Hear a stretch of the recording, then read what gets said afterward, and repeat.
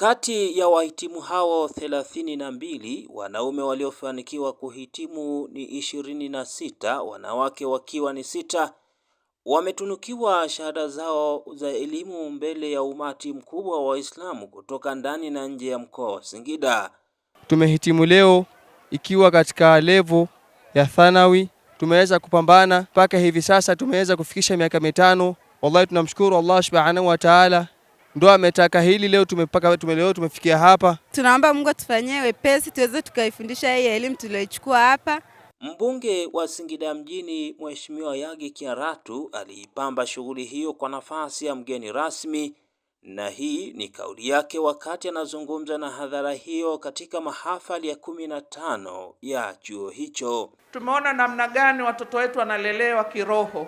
Huu umati huu ungeachwa ukaingia mtaani, leo tungekuwa na watoto wabaya, tungekuwa na watoto wanaotusumbua, lakini tungekosa amani kwa ajili ya kuwa na kaumu kubwa ambayo haijakaa vizuri.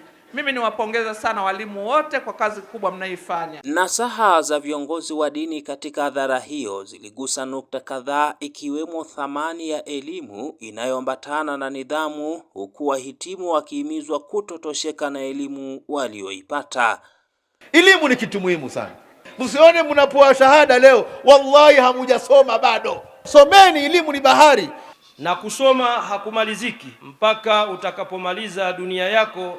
Wewe ni mtu wa kusoma tu. Kwa upande wake, mudiru wa chuo hicho Sheikh Yahya Mahiki amewataka wahitimu hao kuwa na nidhamu sambamba na kufanyia kazi yale yote waliojifunza wakati wa masomo.